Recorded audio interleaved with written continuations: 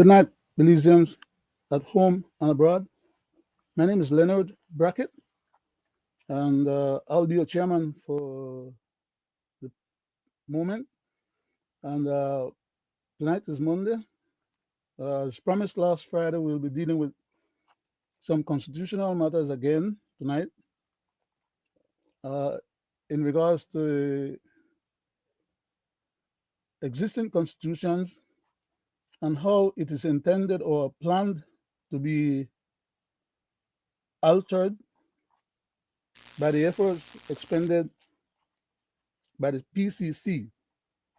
That is to say, whether or not our existing constitution will have legitimate constitutional changes or amendments thereto,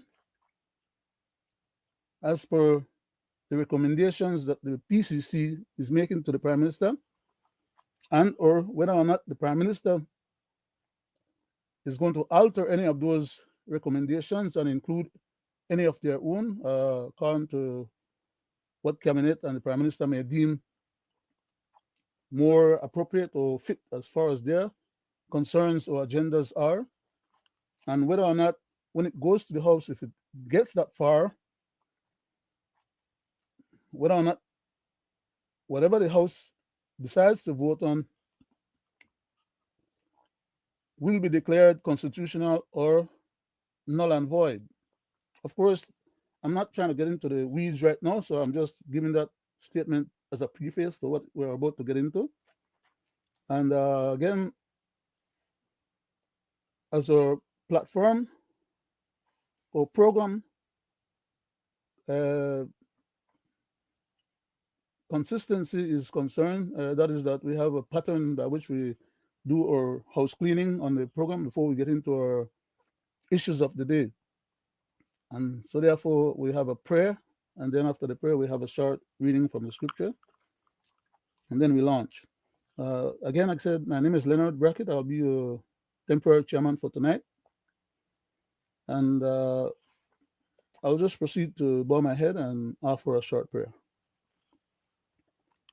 Divine loving Father, once again we come before thy presence asking that thou would continue to guide and protect and bless us, that thou would look after us, to know our hearts, our desires, even our most secret thoughts. Thou who art the creator of heaven and earth and all that in them are, we pray that thou mayest continue to guide and protect and bless us. Give us wisdom, knowledge, understanding, endurance, perseverance, protection, and the ability to be able to convey our thoughts lucidly enough that people may understand what we're trying to achieve, that people may appreciate what we're trying to do, and that for some reason or another, whatever is it that we contribute to this process may accrue to some positive public benefit to our people and country of Belize. We pray that thou mayest bless our family members, friends, and loved ones. Please continue to abide with them. Please help those people who are in war zones. Please help others who actually are in tornadoes and volcanoes and all kind of other manner of disasters on the face of this earth. For we ask these mercies in Jesus' name. Amen. I'll just proceed to do a short reading from the scripture. I'll just pick at random a particular portion. I did not necessarily choose any specific sections to read. So I'll just go ahead and I'll read Job chapter 23 and starting at verse 1. It reads as follows. Then Job answered and said, even today is my complaint bitter. My stroke is heavier than my groaning. Oh, that I knew where I might find him, that I might come even to his seat. Verse 4, I would order my cause before him and fill my mouth with arguments. I would know the words which he would answer me and understand what he would say unto me. And that's the end of our scripture reading for tonight. Thank the Lord for the privilege to participate in that endeavor. As I said, I did not pick any specific book, chapter, and verse. I just read whatever was available on the opening of the book. And so, having done so already, it is my estimation that I'm about to get into some subject matters here and first make some complaints at that, because this issue of the Constitution revision and Constitution modification or Constitution evisceration is something that is dear to my heart. Why? Because I know what the seriousness of that particular endeavor is. I know the genesis and the origin of the undertaking. It did not come from the plebiscite or the people. It came from specific, particular interested individuals to try and achieve that objective against all odds, because it serves as one leg of the stool that they're trying to have us sit on as Belizeans at home and abroad. That is that there was this intent to dispossess Belizeans of that, what we call our patrimony, and that which some fifth columnists in our country would call the property of Guatemala. And the younger generations have been put on a merry-go-round to enjoy and have fun and get dizzy with the merrymaking, while at the same time not paying attention to what is happening to them right in front of their face. As a matter of fact, some of them are very complicit in the process. They are quite aware of what's going on, and they could care less about the outcome. Because as far as they're concerned, it's not going to hurt them, or it's not going to make them any less of themselves. It's going to affect just other people. But in this world, human history have a way of teaching those who pay attention some very prescient experiences. That is that you close your eyes to the wrongs that is done to some other people because it doesn't affect you and you don't want to be bothered with it. And when it's your turn to be affected, then you want to holler for help and you want everybody to pay attention to the fact that a wrong is being done to you. In most instances, by the time you recognize that that is the case, those who may have been there to assist you in looking out for your well-being and stop that wrong from being done to you would not be available because they would have been vanquished before your turn came. Nevertheless, this process of eviscerating our constitution or tampering with our constitution in a massive way that is being attempted right now lends itself to mischief making, connivance, underhandedness, I would say treachery, and worst of all, I would say it's a seditious undertaking. Of course, everything that I just said, not everybody is aware of. But I hope somehow or another, as many of you who are interested in these esoteric issues or subjects will hang with us for the next few weeks or probably a couple of months, as I promised last Friday, so we can go through this matter, because somehow or another, if you sit back and pretend like it's not affecting you, when it starts affecting you, it will be too late. So let me get into the meat of the. I'm sorry. I need to ask your indulgence to give me an opportunity so I can launch the other part of the the link to the other people who listen to the program. Okay, because we have on 6 different locations the program being broadcast, and therefore I don't have direct access for the program to go directly to them unless I go through some mechanics here, to open up and to make public certain parts of the process. So let me spend a couple of minutes, if you indulge me with that, to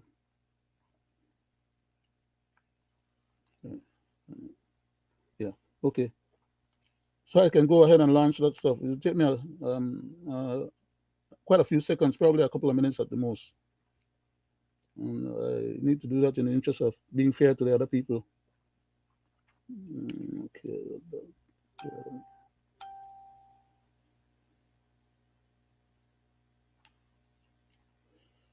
Okay.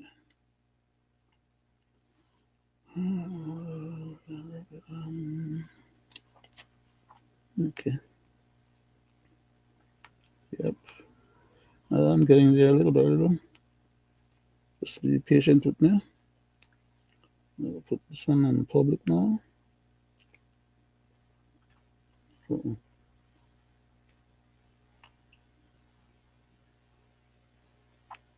Privacy. Come on. It's not still unlocked. Okay, so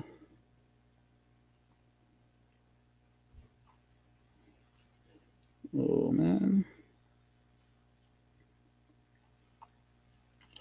I'm sorry, I'm having a little difficulty here right now. I'm trying to get this stuff on save post. Okay, so I want to do it. Let me go back to strange.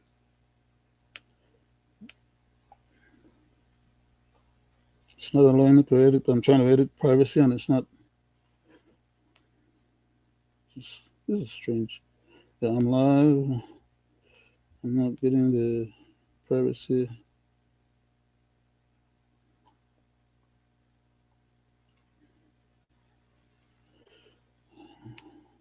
I'm trying to edit privacy, but it's not unlocking. It's not allowing me to.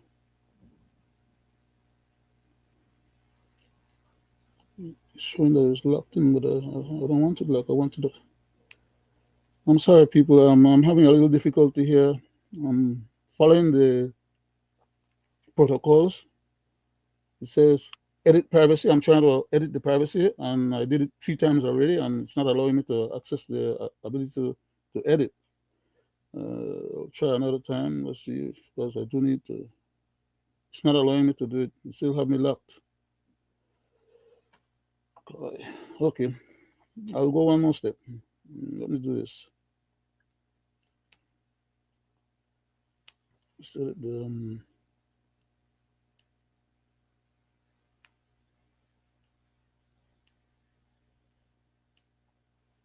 okay, yeah, I'll just go ahead and do the title editing first, and then after that, I might be able to go back on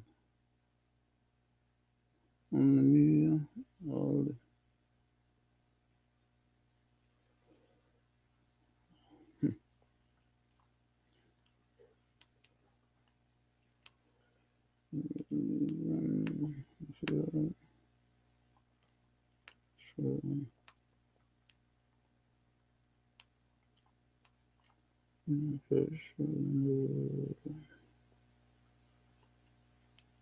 okay, choose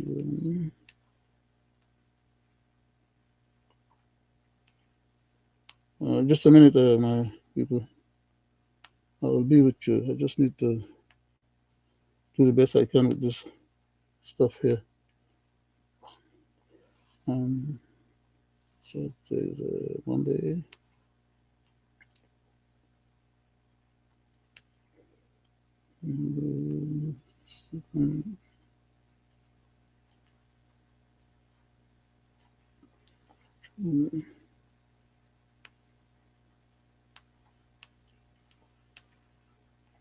2025. Okay. And close bracket. Double exclamation. That's it. Okay. Let's see. Save. Okay. Let's see if I can go back on edit privacy. Still refusing to let me edit privacy. It has me locked into being a private instead of being a public accessible program, and it's kind of frustrating me at the moment because I need the program to be public rather than private, and it has me locked in on the private, and it's refusing to allow me to gain access to or to launch it as it's crazy.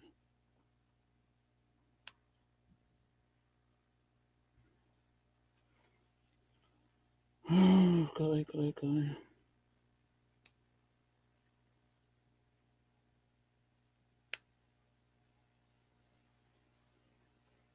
It's killing my airtime because I'm not able to continue on the program legitimately if I'm not having it public. And it's refusing to allow me to. What else can I do with that then? Move to choice, move to edit history.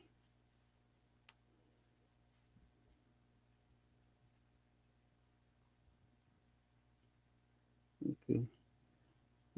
Uh, please bear patience with me. I'm going deeper into this process to see if I can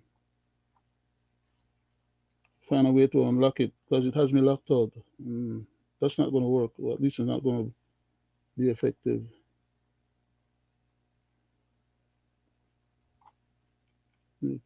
Streaming. It's not working.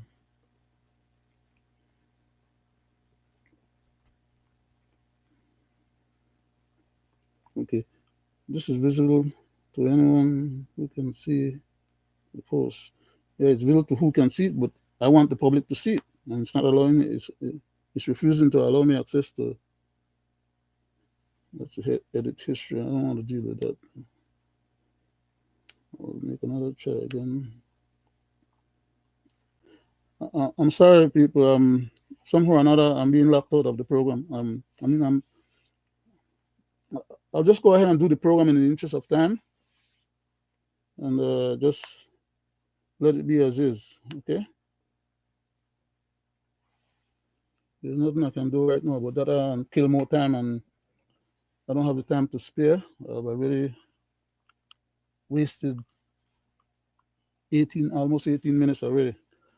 Anyhow, I'll get back to what the program is supposed to be about.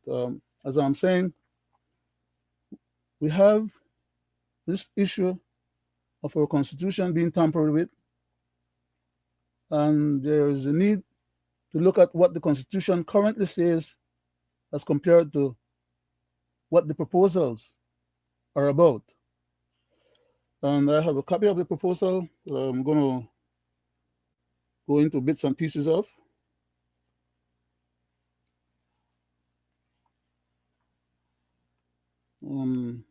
I have section.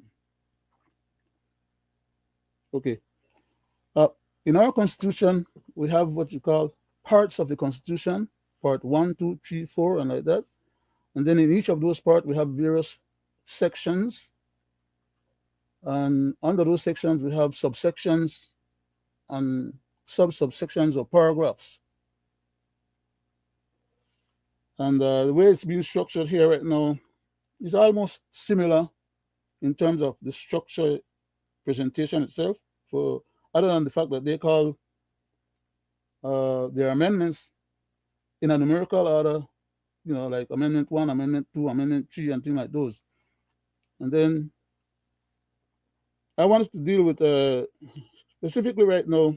Let me turn my thing sideways. Okay, let's do this. Okay, that's 15. 2-1. Okay. In regards to item number 14 in the list that was submitted, under amendment number 14, is they are proposing to amend section 2, subsection 1.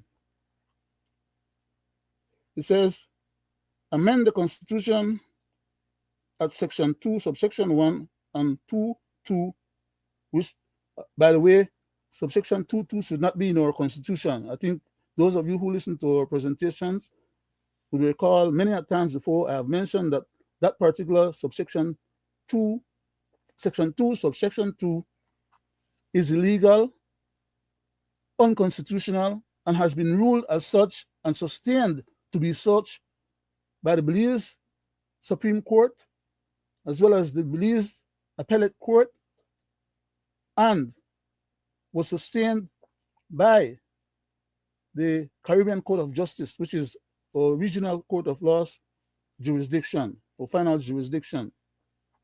Anything that comes out of the Caribbean Court of Justice, especially as regards to matters of our constitution and our country, is to be considered as stare decisis and or settled law. Yet, after complaining for all these years about this particular matter, that the previous Prime Minister, Mr. Dean Barrow, as a lawyer himself, tried to grab power by sticking in our constitution this particular section, section 2, subsection 2. And the court directed them to take it out because it was null and void and should not exist. Yet we have the present government persisting, despite the stare decisis status of that particular piece of law that is supposed to have been struck from the Constitution. They are now trying to bring it back again and modify it in such a way as to do this very same thing that the previous Mr. Barrow was trying to do. The same thing Mr. Briseno is trying to do. If it's unconstitutional, it's unconstitutional. What part of that these gentlemen, I shouldn't even call them no damn gentlemen, because at this point now it's beyond ridiculous. Okay? As far as I'm concerned, they're a bunch of scofflaws. They don't abide by the laws of the land. Now they are proposing to change it, to give themselves an opportunity to grab power again. Same shenanigan. I'll go ahead and state what the Constitution, because we only have one Constitution at a time. The current Constitution of Belize says under Part 1, Section 2, Subsection 1, this Constitution, referring to the Constitution of Belize currently in place, is the supreme law of Belize. And if any other law, I think you guys have heard me repeat that phrase in an emphatic way over and over many times in the past, as regards to any other law and what those other law is being referred to, is inconsistent with the Constitution of Belize, then those other laws, to the extent of their inconsistency, are void, unconstitutional, illegal, having no effect of constitutional merits or law or the power of law behind them. Even if the whole assembly gets together and make it a law, that law is a bastardized law and it's null and void. Other laws, that's what they are called. Any law that is made within the constraints of the boundary of the legislative powers of police as a country must be within the bounds of the Constitution. It is the Constitution that prescribes what is legal or illegal, what is lawful and or unlawful, what is constitutional and or unconstitutional.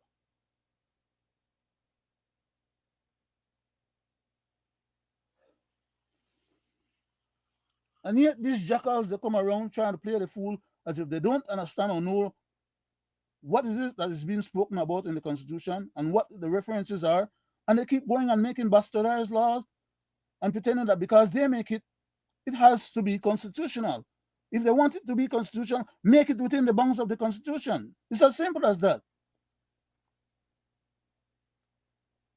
And they make this bogus law and they keep losing case after case after case. Why? Because they are scarf laws.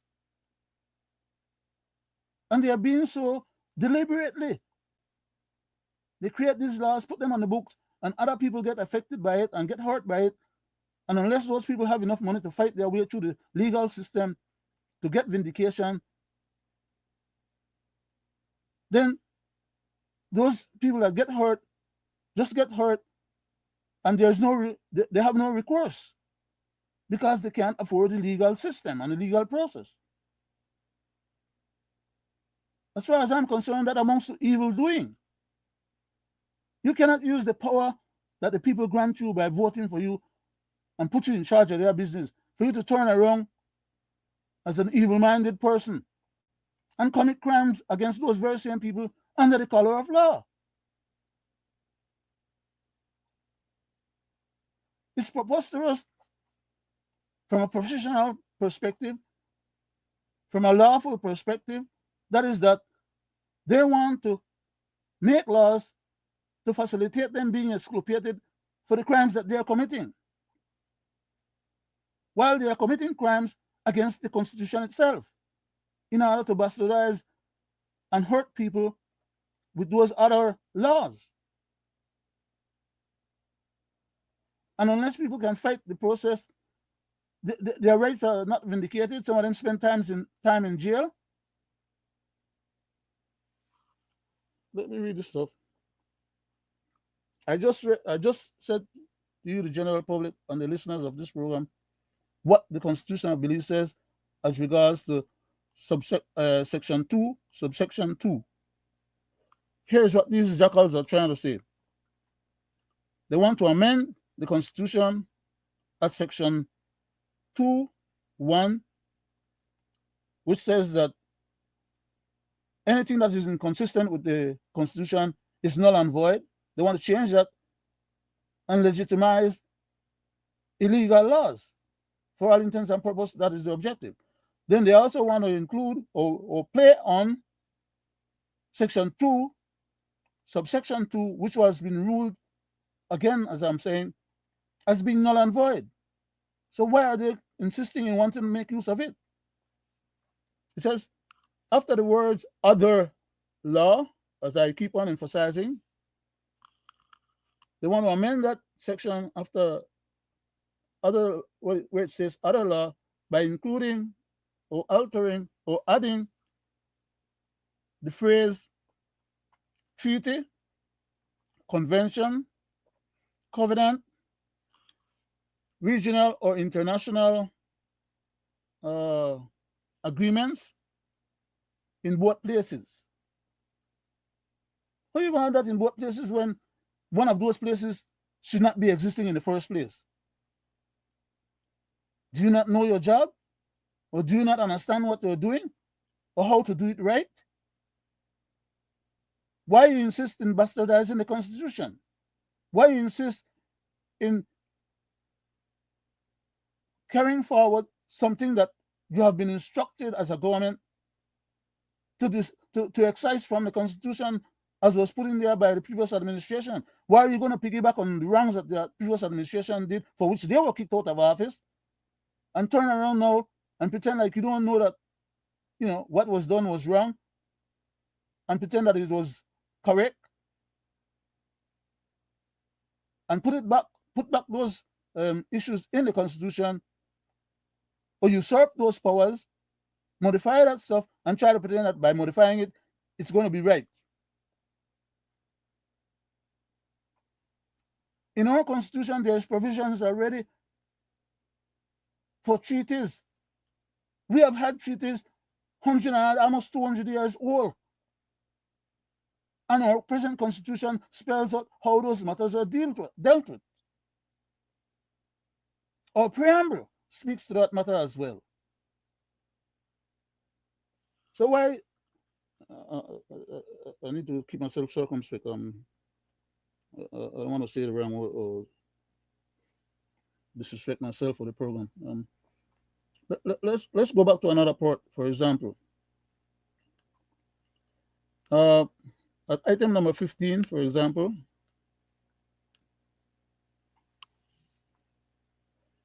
item number 15, as far as what they are recommending, or recommendation 15 says, reaffirm and expand sovereignty and territorial integrity.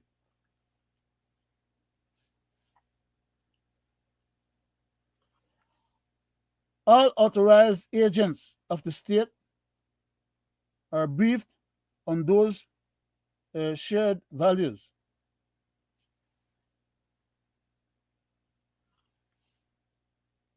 And tenets.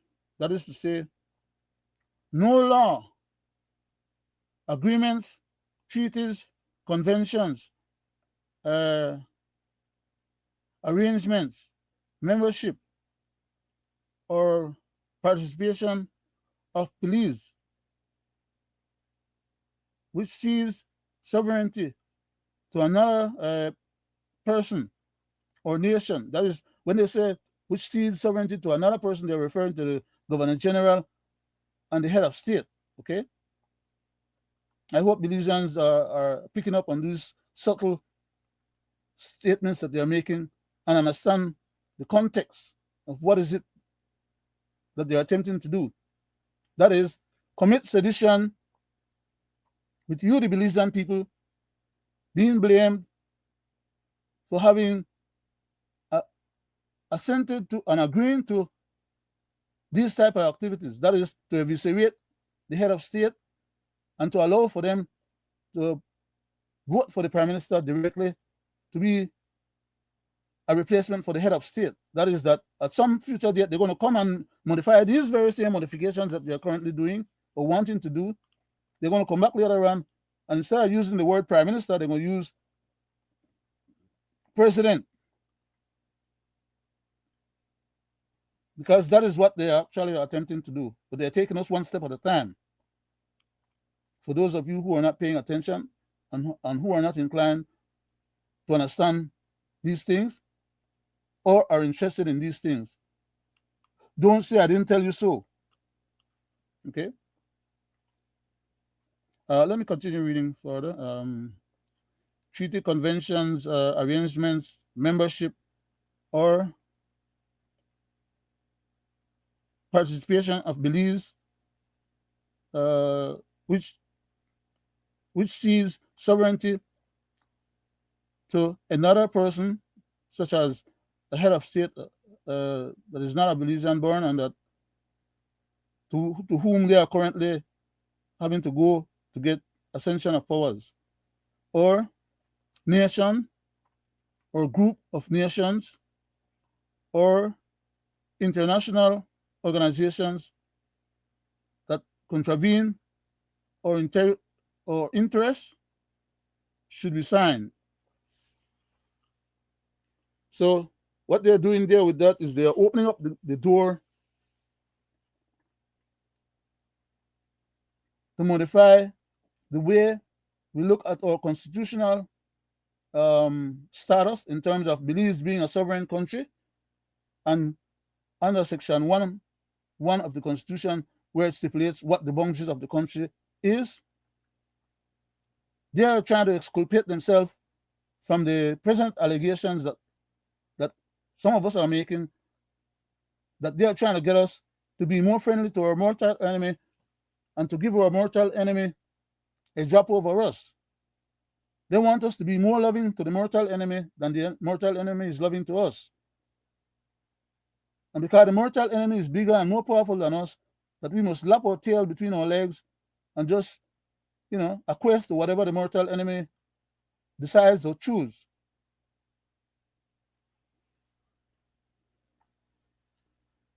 I'll read section 16. As I said, I'll have to go back and dissect these things according to and compare them according to what the current constitution is intimating or implying. They want to amend or to create subsection 2, section 2, subsection 3 and 4. That's the one to add 2 other portions to the existing constitution with a voluminous amount of words, of which they end up exculpating their criminal conduct that we have been accusing them about currently and previously, and to so-called legalize those criminal conducts or exculpate themselves from legal consequences. In other words, it's what you call a power grab. And a power grab that allows for them to be able to keep themselves from getting into any kind of problems when they commit these crimes.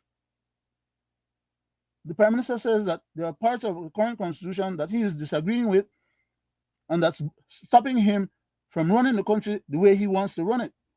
And he has already intimated to us that he wants to run it like Mr. Bukele country. The only thing that he forgets to remember and to tell us when he's talking to us is that Mr. Bukele country, El Salvador or San Salvador, is actually a republic. Belize is not a republic yet. And it's not just only a republic, it's a malignant republic with malignant governments, powers being exerted, violating constitutional rights of the people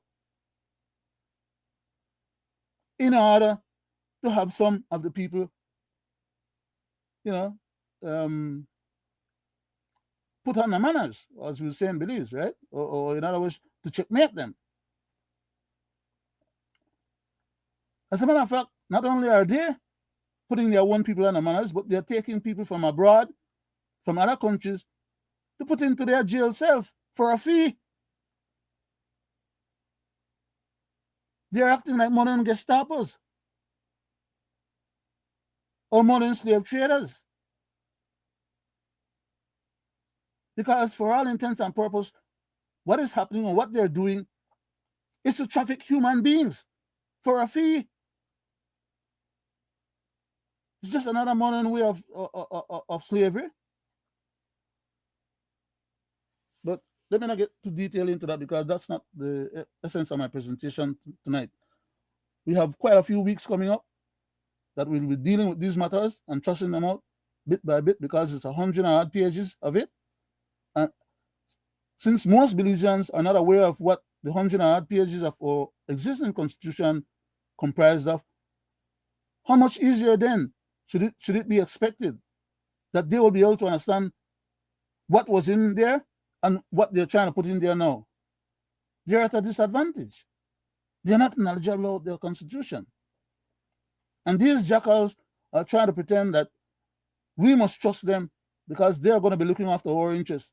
When we are finding out at every step of the way, it is not our interest that they're looking out for or looking after, it's their own. They're trying to immunize themselves from having to face any consequences for their misconduct.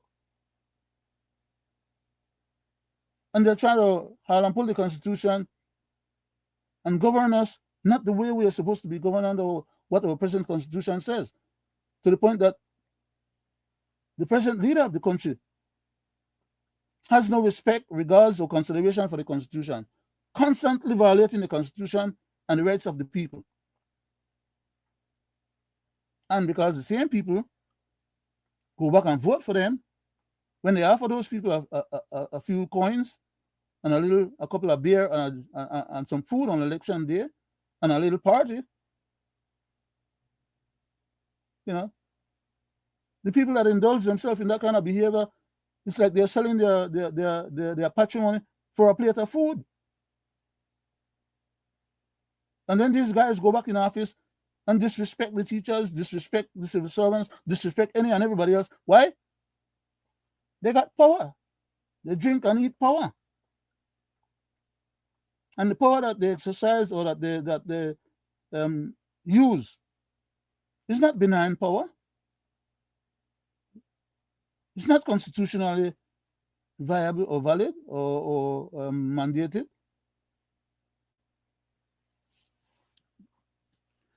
I'm inclined not to even want to read the whole of this stuff that they have here because it's a lot of wordings and material, as I'm saying. And it's unfortunate.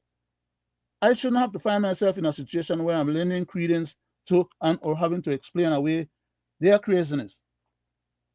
Because it's not by error, omissions, or oversight on their part. It's a deliberate attempt at bamboozling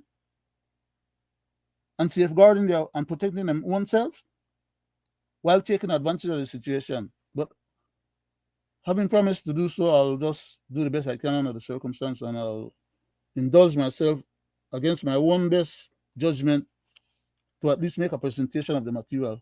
I committed to it, and despite my own inclinations or desires, I got to live up to my word. So here we go. I'll continue on. So that not only are they trying to bastardize the Constitution as far as Section 2 is concerned by keeping Section 2, which should have been struck out of the Constitution according to the Supreme Court, the Appellate Court, and the Regional Jurisdiction Court of the CCJ. They now want to put in another couple of sections to expand on the power grab. That is, in other words, to tighten the noose. See, Mr. Barrow didn't tighten it enough, so they won't come and tighten it more now. And they will be expecting these judges that they are bringing into the country to rule according to these bastardized laws, because then this, according to them, would be the law of the land. The Belize National Curriculum Framework, there's no such thing in Belize. There is no such thing in Belize or under the present constitution. You only have one constitution at a time. But anyhow, crazy. The Belize National Curriculum Framework emphasizes the importance of relevant education to promote deep learning that makes for example, under Section 2 is about the constitution of the country, and the powers of the constitution and the validity and viability and authority of the constitution. So if they're talking here in this particular section here under recommendation 16, they should be talking about Section 2 of the Constitution. Because then this would be a misplacement of section or in other words, this would be placed on the wrong heading or the wrong location. They're talking about education, which is spoken about in our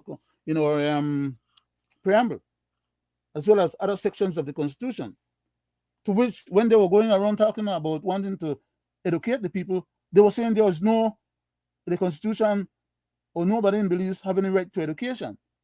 And I had to write an article explaining to them and showing them where it says in the Constitution and in the preamble that Belizean people have a right to education. So now they're going to come with this stupidness here now that they're going to write up that is inconsistent with the Constitution, to try and get it into the Constitution, to hope that then the new Constitution will be saying what this is saying here.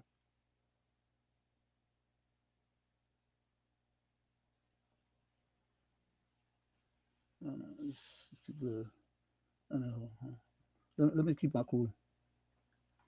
The new curriculum includes, which, by the way, The new curriculum that they were trying to peddle the other day has not been properly ventilated, and the teachers are not proficient at it yet because they had a previous curriculum which had to survive for the whole school year. And you just cannot change the curriculum in the middle of the school year and come up with a new curriculum because the old curriculum that they have or had was the basis for the school year. These matters should only be taken up and dealt with at the beginning of a school year so that the teaching that is done according to those curriculums. No, they're having problems with the teachers. And they want the teachers to be teaching the old curriculum while at the same time getting on top of, or getting on top of the new stuff that they want to peddle. But they're putting them in a dire strait in having taken away 10% of their salary and not giving them any raise or any improvement, while cost of living is going up sky high, almost on a weekly basis. You can't have it both ways.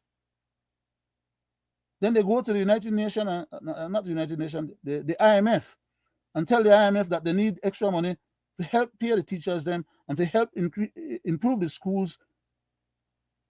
And they blame the teachers because they say that the teachers are not fully equipped and they are not doing a good enough job. So in order for them to get the money, they lie on the teachers. And when they get the money, they still don't pay the teachers. They appropriate the money and use it for something else. Then they turn around and tell the teacher, well, they can't afford to give them any raise because they don't have the money or have no money for that. Why? They give themselves raise. They don't collect their taxes that they're supposed to collect. They give away hundreds of millions of dollars worth of tax break to favored companies and friends and relatives. So there's not enough money coming into the treasury because of malmanagement. But I'll move on. Let me read the last part of that particular. It says, incorporating the study of the Belize Constitution into the curriculum at all educational levels empowers youth with a strong understanding of their rights. And then that's what they're saying here in this particular section that they want to improve, add to the part that deals with the powers of the Constitution. But they don't respect the youth's right. Right now, they are going into in the black neighborhood, grabbing up all the youths that are living in those neighborhoods and taking them up to Colby, to the central prison, and doing like what Bukele is doing, stripping them, mistreating them, beating them up. We have seen the pictures, but they don't do that with everybody and all different sections of the society. They only do it to a specific minority of the society. And then you have people getting on the internet and making derogatory comments and or laughing at what's going on. Why? Because it hasn't been their turn yet. Okay? But the more you empower these jackals to commit crimes like that, their mindset becomes so evil to the point where when they turn around and do it to other people, nobody else should complain because they sat by and watch it happen to some. So when it happened to the others, it shouldn't be happening to nobody, because the system that we have in the country is a system of laws, and we're supposed to abide by law, and our leaders are supposed to abide by law, because the Constitution says under Section 6 of the present Constitution that we are all equal under law. And it also says that nobody should be discriminated against, whether because of their race, their religion, their sexual issues, or There are so many different areas that the present government continues to violate, to the point where some members of the very same PCC commission, 10 out of 21 of them, almost 50% of them, disagreed with what was submitted, as if what was submitted was supposed to have been the last say or the last word. I told them so again before they were constituted into our commission, what the agenda was, what would be the outcome, and now I'm glad to have lived long enough to see the outcome turning out exactly as I told them so. The problem is that the kind of people that we have running our government or governance are rascals. They do not abide by law. They have no respect for law. They commit the crimes, and then when people catch them and they tell them about it, or you ask them questions about why is it that they did wrong, they turn around and want to blame the people that are asking the question for asking the question. That's the kind of people we're dealing with. They know they want to change the constitution to make themselves, to to basically grant themselves the liberty to violate the laws or violate people's rights with impunity. There should be nothing wrong for people to learn about the constitution of the country as part of their civics classes at different grade levels. What we need right now is for the leaders of the country to govern the country according to our laws. Or do they expect that after they make changes to the laws, at some future date, the new generations will learn those new laws and the present crimes that they are committing would be exculpated? Because, again, they're not only trying to change these laws, they're trying to change these laws in such a way as what they're saying to make it work retroactively. That is, that the crimes that they committed, that the judges are telling them they have to pay these people for the time that they lock up some of these people unfairly, they don't want to pay the money. So they prefer to go and make laws to say, okay, well, what happened in the past, is to be considered lawful. That's the level of jackals and hyenas and people that don't respect, they don't have no consideration or no morals. They don't have ethics. But they have the power. So they do what they want. And who don't like so, just take them to court if you can afford it. And when you take them to court, like some of the other people did the other day, they use the power of governments and the treasury to subordinate even judges, when in fact the judges are supposed to be an impartial and or an equal branch of government who's supposed to stand up for the rights of the people and protect the constitutional rights of the people. That's the level at which we have fallen to. And then having the judges lying on themselves in public, on public airwaves. Okay? Violating their code of ethics. And they're not being sanctioned and or, being penalized for such dastardly conduct. It goes on to say here under the same paragraph, that's an extensive paragraph, it's like not section, I would say section, because it's like three main paragraphs, but they're not independently enumerated, okay? So under the second paragraph of this section that they're trying to include, I'm reading here now, it says, knowledge of the Belize Constitution is a prerequisite to good citizenship. Constitution of Belize recognizes and protects fundamental rights that these leaders are not abiding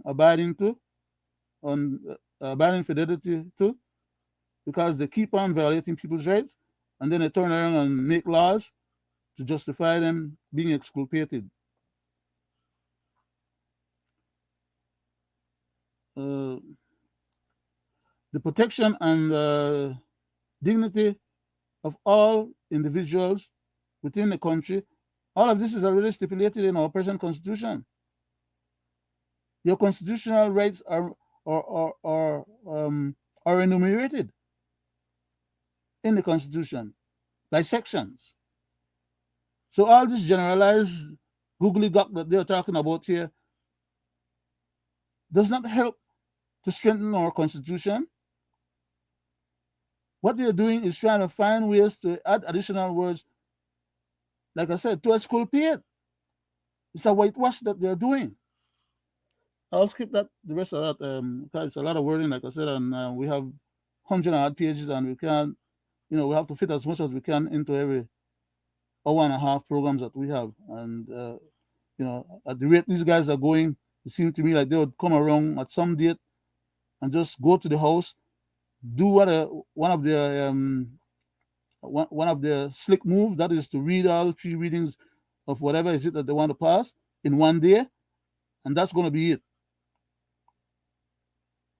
And we have to cover as much of this material, hopefully, that those who are paying attention, that at least have the benefit of understanding and knowing what is it that these guys are after and what is it that they're proposing, so that if they decide to come and ask the people in a plebiscite, in a referendum, which is required, by the way, that at least people will know what they're voting on.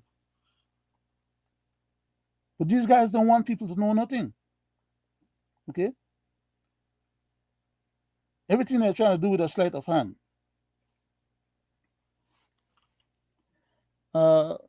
Item number 16, paragraph 1 reads as follows. Include the Constitution in the Belize national curriculum framework. I don't have a problem with that, and I don't think anyone would be having a problem with that. But you have to remember what these guys are doing. They're giving you a few little snippets of goodies mixed up along with the rest of the stuff that they're really after. Okay, while you're agreeing with some things, and you may not have the chance to go through the whole package, at the same time you may end up agreeing with everything, the way they put it, because when they put this stuff out, they're going to put it out as a one big package for people to probably vote on. If they vote on, and they'll say, well, yes, they want the Constitution to be changed, and it's going to be expected to be changed based on these recommendations or these items here. So it's a yes or no, and then they're going to go ahead and fiddle with the details. It says here under paragraph 2, add a new subsection 2(3). And the way they have it written up here is not the way it's supposed to be done according to how the Constitution, as a minimum, the people who are drafting these things supposed to be adequate enough draftsmen or draftswomen to be able to draft the document so it's comparable, or even better than the one we have right now. Those are the reasons why we change the Constitution or we modify the Constitution, to enhance, not to derogate or to make less or to make worse.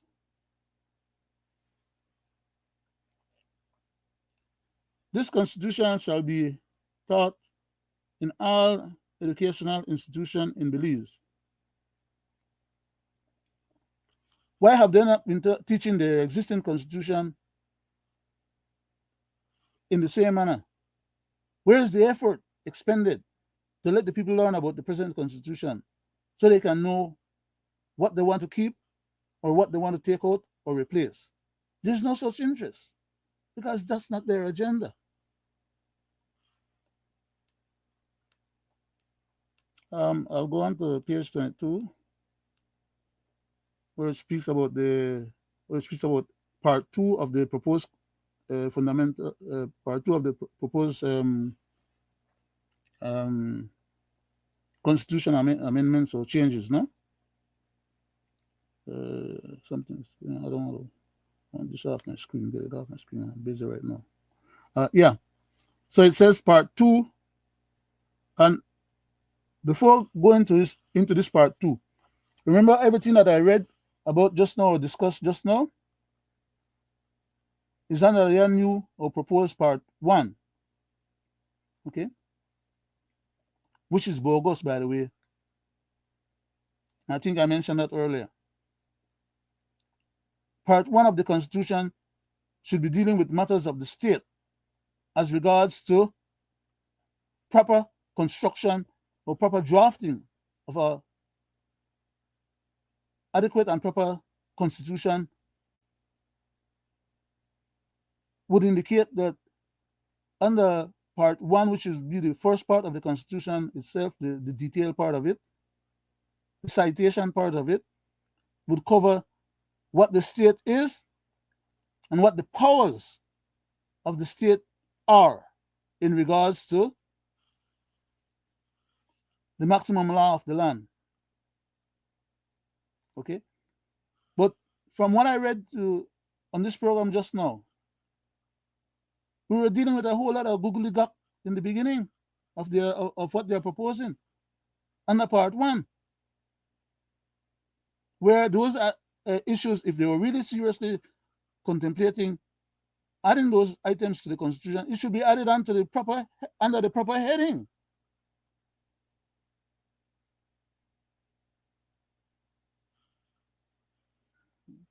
Anyhow, let's go into part 2.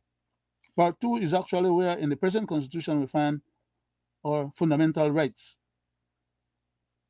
From section 3 all the way through section 19 inclusive. And now they're proposing to put some additional wordings into those sections by the present modification that I'm about to read parts of, because I'm not going to read the whole thing. Like I say, I got to skip and keep moving forward, because I've given myself at least we got 3 programs per week. Okay. And if I have between 8 and 10 weeks, right, that means that we have at least 24 chances, between 24 and 30 chances to deal with that 100 and odd pages in both documents, which for all intents and purposes, when you collate them and when you discuss them and clarify them back and forth, you're actually dealing with 260 odd pages, depending on whether you're looking at an electronic copy of the Constitution and the proposal, and or you're looking at a paper, hard copy on paper, copy of the Constitution and proposals. Because when they print it out, in some instances with more pages or with less pages. So that's just I'm just saying that as a house cleaning issue in terms of allowing people who are not familiar with these things to get an idea as to how it works or how it is, how it turns out. Those legal minds like lawyers and others who are paying attention and who are seriously concerned about these matters, they understand what's going on. My job is not to educate the educated or the lawyers or to help them. They could help themselves or get others to help them. I'm trying to help you, the general people, regular people out on the streets there who doesn't even have a copy of the Constitution and doesn't know what is in there. My job is to try and elucidate you as much as possible.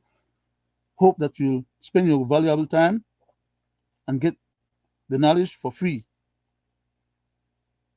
But if you don't have the knowledge, you didn't get the knowledge, and you're required and expected to vote on these matters, then the less you know, the more likely you are to make an error in terms of your judgment and or your voting.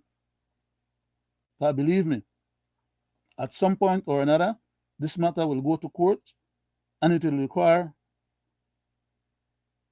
a proper referendum rather than just a yes and no, where you give them the authority for them to go and push all this garbage into the existing Constitution and or replace the existing Constitution with this garbage. Because we have a solid,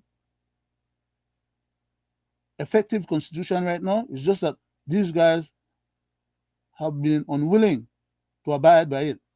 They swear fidelity to it, but they don't act with any sense of fidelity to it. And they want to blame it by saying that because, it was given to us by the British, or we pattern it out for the British, that we need to distance ourselves from the British, and therefore we must, just eviscerate any and everything that has to do with the British. just in order for us to be left as defenseless paupers, at their beck and call and at their command. They want to be the rulers now. They want to be the new masters. And based on what and how they've been behaving recently, people should take warning, but people are not taking warning. Let me just read the stuff now. I was verbalizing or kind of making additional commentary, and I'm losing time when I do that, but I'm trying to do that in the interest of trying to remember. I have to remember that I'm not here to expound and or to clarify or explain nothing to the informed or legal minds. Okay? I think I'm repeating myself, obviously, but I'm doing so in good conscience. I'm soliciting the attention of people who need the help. Take it for free. Check it out. Verify it and validate it. And see if it can be of any use to you in order to save your own country. Because at the end of the day, it's about our country and patrimony that we're talking about. The laws that we're going to be governed by and governed under. These guys are scofflaws and they don't want to abide by the current law, so they want to create additional laws or different laws that will allow them to legalize their criminal conduct. And only you, the people, can make a difference in that regards. I can't help you out on how I'm trying to do right now, which is to give you the information. You as a mass population will have to decide who are your leaders, who is leading you right, who is leading you wrong. You have to make judgments. And even if you don't want to go and vote, whoever go and vote will be the one that will determine your future as well. Okay? So stay there and play the fool and pretend like you're not interested or don't care. Whether you like it or not, it won't affect you. It says here, according to them, with these changes that they're trying to make by creating and publish a charter of rights. Okay, we have already our rights stipulated and vindicated in the present constitution, but they want to create another one. And based on what they were teaching is that we don't have any fundamental rights, that those rights that we have in the constitution currently can be taken away from us by the government by declaring, as they have been doing recently, a state of emergency, which they have been doing illegally anyhow. And the courts have told them so and have directed them to remedy their misbehavior. But they don't care. The court can't make them do what they don't want to do, so they ignore what the court says. To hell with the court. And they keep doing what they want. And they go and make more laws to strengthen their position according to them. And all they're doing is wasting people's time, effort, and money, victimizing people, and forcing people to have to come up with money to fight them, which is a hard task. Not too many private individuals, especially if you don't have money for food, would be in a position to come up with money to go fight their own government. Okay? But they know what they're doing. Okay? They know what they're doing. It's not by error, omissions, or oversight. It's a deliberate. It says the PCC deliberation on the fundamental rights recommend that the current and future statement of fundamental rights be condensed by the Office of the Constitution into a Charter of Fundamental Rights with explanatory notes, and it says that this charter should be updated with the local jurisprudence and published both electronically and in print at least once every 2 years. I have a problem with them wanting to revise and shorten our Bill of Rights and our fundamental rights. Why is it that they're trying to do that? Why should they attempt to take away people's fundamental rights? At least they're trying to do it legally. When the Constitution have already told them that they have no rights and no authority vested in them to do it. So they won't change the Constitution, modify the Constitution, so the Constitution could say, well, yes, you have now the power and the authority to do those derogation of rights.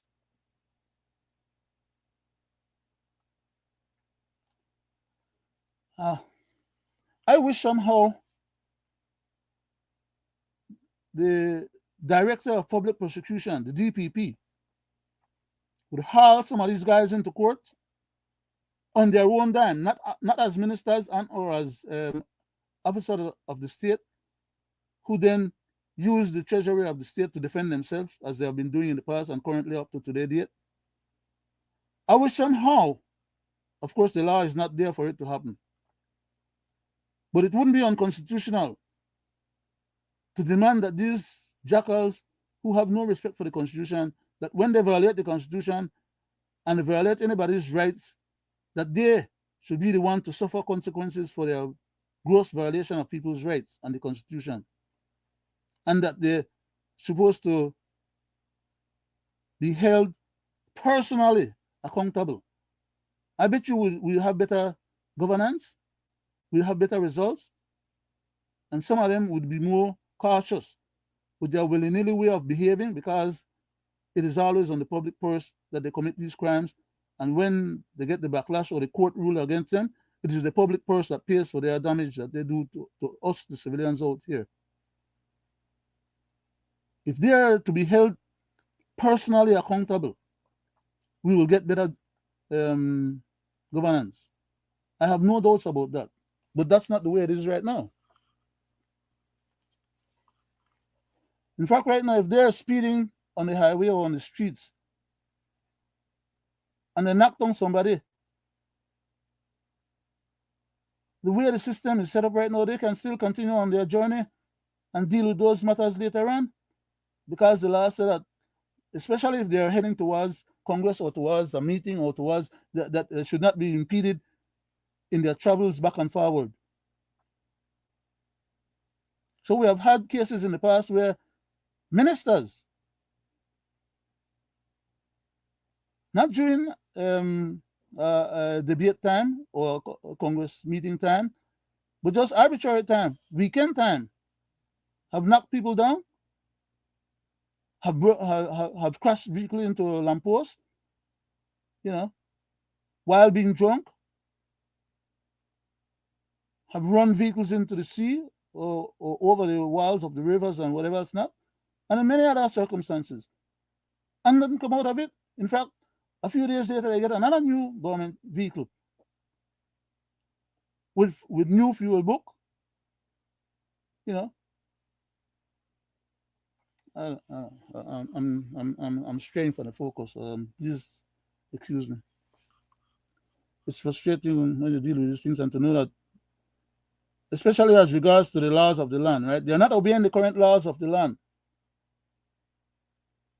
How are we supposed to expect that, even if they make all these gratuitous changes that they're making here, that some of them are outright unconstitutional, by the way, that we should expect that in the future, under any new thing that they're trying to propose here right now, that this will make them do the right thing that they're not doing right now under the present Constitution?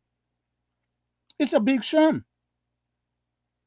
They want to get at the part, for example, that speaks about whether or not you agree to keep a Governor General, or whether or not, as I said in the first part above that I read, that anybody that we have to hold allegiance to, or that is the head of state outside of we boundary or the country,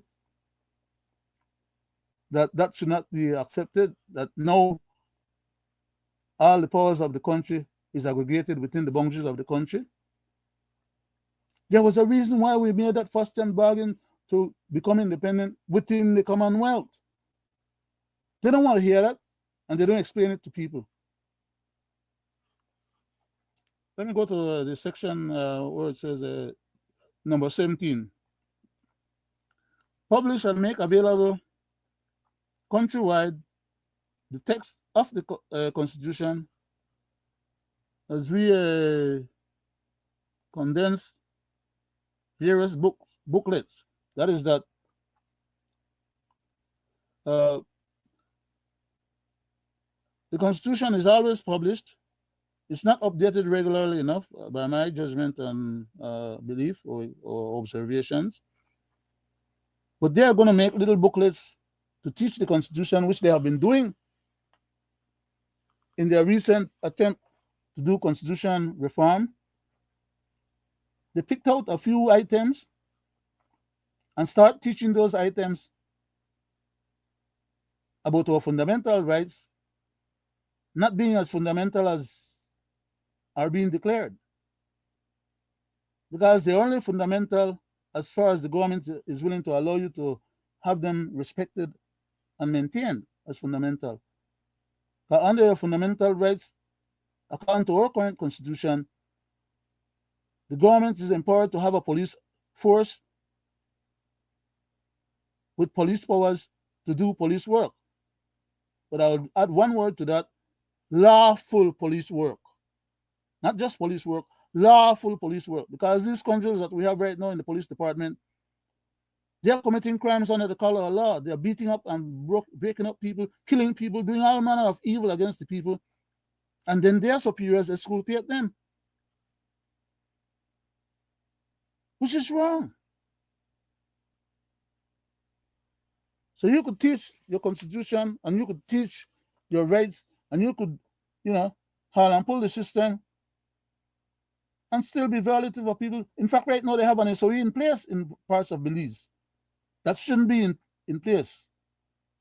Because the state has state police power to arrest anybody or deal with anybody that has committed a crime or is about to commit a crime, or that is alleged to have committed a crime. The state has those police powers. So why don't do your job with the powers you're vested with, rather than declaring an SOE over a whole community and going in there, beating up and brutalizing people and claiming that, well, it was done under the SOE, so it's all right. It's exculpatable. Whatever happened and whatever they did, tough luck for who it happened to, but there should be no consequence to those who misbehave, according to them. They're using police powers, government powers, state powers to commit crimes in order for them to solve crimes. Tell me about that, or explain that to me. I'll go one more further. I'm at 18, so I think I could take on maybe one or two more of them for tonight, so I could finish on time, or at least close to time. I'll go to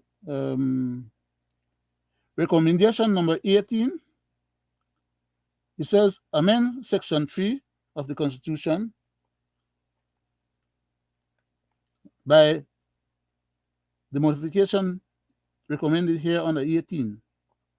It says amend section 3 of the Constitution that provides for fundamental right and freedoms to reflect the addition of new rights identified from this report. And those new rights are, let me see, age of consent, that's different. Okay, so it doesn't spell out what those new rights are, at least not in this section here. There may be, again, like I said, if they make the comment here, it is here that they should be spelling out what those new rights are under this particular section and category. For clarity, for to elucidate the public, and for the ease of the public being able to track and understand what is it that they're getting at. But they make a blanket statement here about modifying that particular section, and maybe they're going to go back later on and then add those words. So it means then that they have not completed or done a proper report. I'm a stickler for these kind of things, you know. But maybe to them it's not a big issue or a big deal, and maybe to the people who are not aware, they don't think that it needs to be a big deal. So we'll deal with 19 again. Okay, so I have 1:20, and I'm supposed to go at 1:30 for my schedule tonight, and so I'm trying to measure myself against my schedule in terms of what I have available here. Normally, I would have liked to go to Section 3 of the Constitution, read what it says there, and compare it to what they're stipulating here. But they're not stipulating nothing here, like I said. They just make a blanket statement about some future location or area or maybe revision of these same documents at some further date to add what they make reference here, because it's not spelled out here. So I'll just follow the pattern that they have, right, in the interest of time. It says recommendation number 20. They're asking to amend and remove the penalty.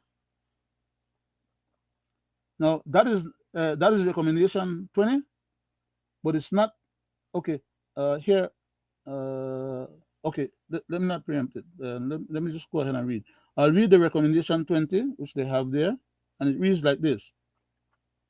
Recommends the removal of the following phrase in section 4, subsection 1, which says, save in execution of the sentence of a court in respect of a criminal offense under any law of which he has been convicted.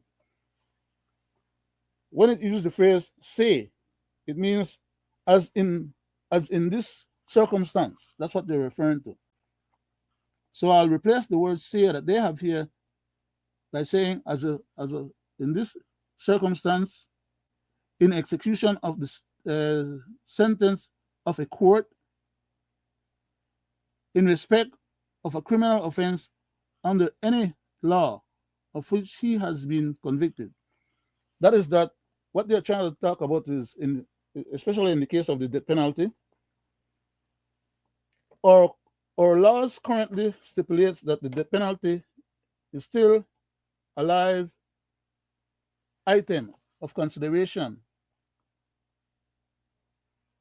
for the most heinous crimes, and that if a person is declared guilty as charged, and the death penalty is one of those considerations in regards to that person having forfeit their life, having been adjudged and found guilty of the crime that they have committed, then the death penalty is supposed to be applied to them.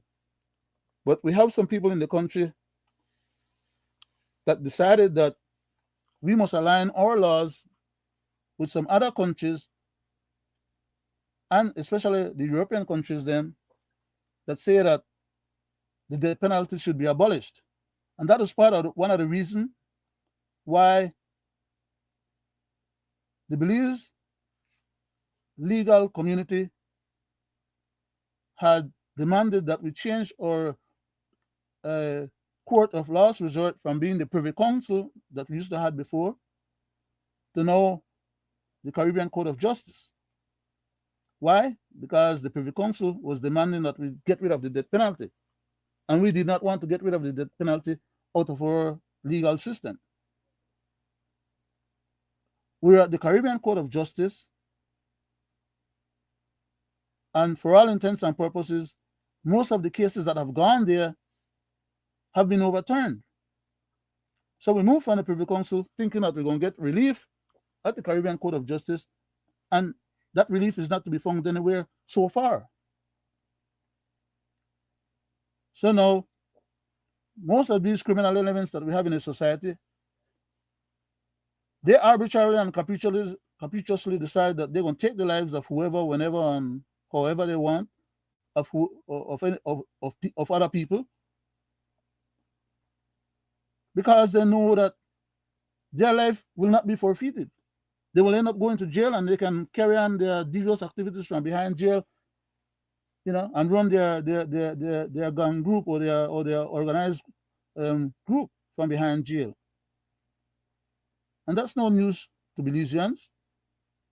We have seen that happen over and over in Belize and in other countries. They can take other people's lives, but theirs is supposed to be spared. There's no equity in that type of justice, because it emboldens the criminal minds who have no regards to law in the first place. So they will be bold enough to take anybody's life that they want, and then turn around, and because the system that is being modified now says that we don't have a death penalty, or we shouldn't have a death penalty, that the criminals must walk free in that regards. Well, I need to take that part back. Not walk free, but that they should not forfeit their life for having taken somebody else's life. Wantonly at that. Not that in self-defense or in some other way by which, it was a matter of kill or be killed. Just wantonly. You have people that walk on the street right now. What was it? I think yesterday or today, earlier. Somebody just walk up to a gentleman coming out of a house, if you get my bicycle, if you go to work early in the morning, and just shut him up and leave the guy.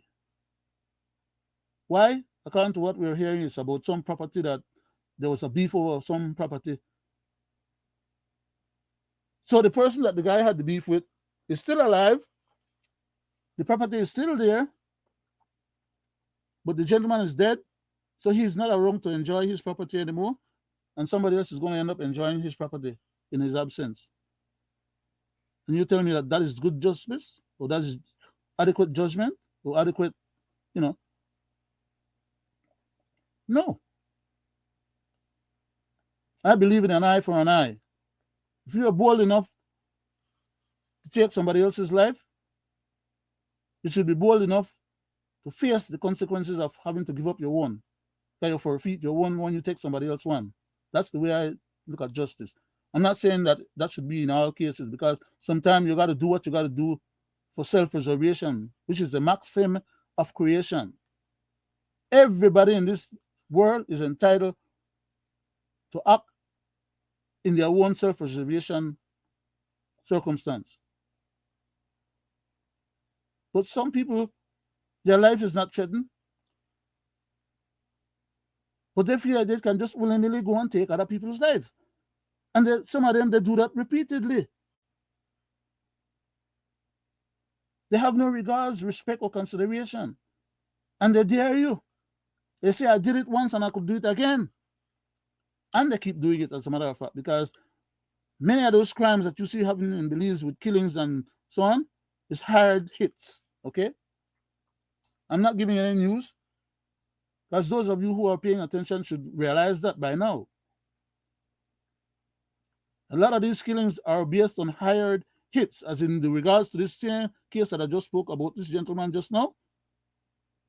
That was a hired hit. It wasn't the person that he had the beef with that went and unlived him. They hired somebody else to come and take out the man so that they could end up with the man's property. But anyhow, my time is almost up. I'm very close to it. I could probably take a shot at maybe one more item on this list.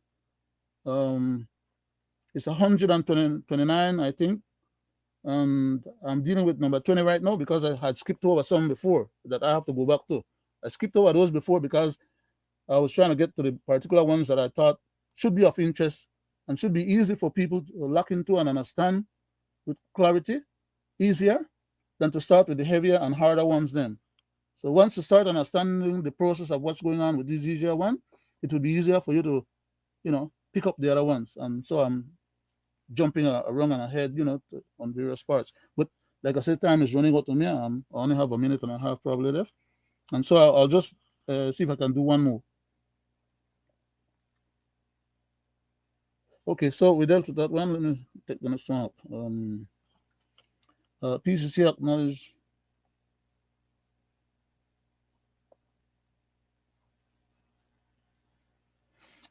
The PCC acknowledged that the jurisprudence, that is to say the legal system and laws, regionally has moved away from the penalty as a form of punishment. And that's what we have just been talking about just now, right, or discussing. But in regards to item number 21, or recommendation number 21, it asked for an amendment to section 5 of the law, subsection 2, to provide for right to legal aid representation. Now, I don't see any problem with that. That should have been the case anyhow. But what happens is that currently, unless you can afford your own lawyers, you may not get justice. And that has been like a majority set of circumstances in our country. Most people cannot afford lawyers. Most people don't get the proper justice.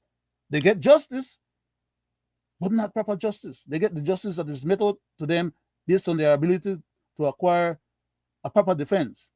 And without a proper defense, they lose their cases in most instances. They go to jail. Their families suffer in addition to themselves. When in fact some of them don't belong in jail, they come out of jail, if they do end up coming out, and they become a burden on society because the time they spend in jail are not rehabilitated time. They spend time in jail to learn to become a more serious criminal. My time is just about up right now.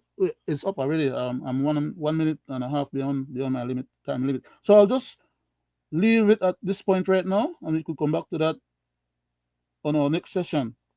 But as I keep stipulating, these sessions are going to be about trying to expose the present constitution reform recommendations so that people can hear what they are about and compare some of them to the current constitution, which is the law of our land currently.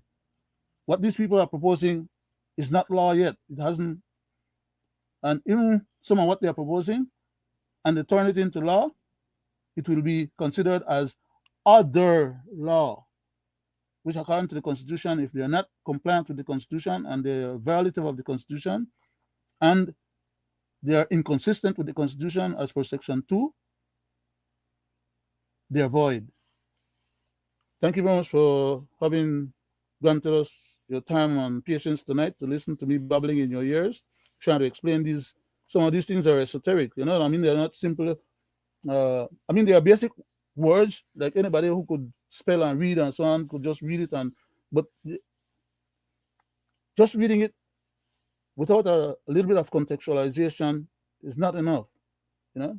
And so therefore, I indulge myself in this process, and I hope that somehow or another the effort would have bear some fruits. I don't expect that everybody will get an opportunity to hear our program because we are not that widely spread out. And as a matter of fact, as of in regards to tonight's presentation, I couldn't get my system to open up for some of my other people. But after I go off air, I'll try and figure out a way to get it pushed out there some more. And thank you very much for your time and effort and patience. And I wish you the best, and good night. God bless Belizeans at home and abroad and others. Thank you very much for having spared your time with me. Good night.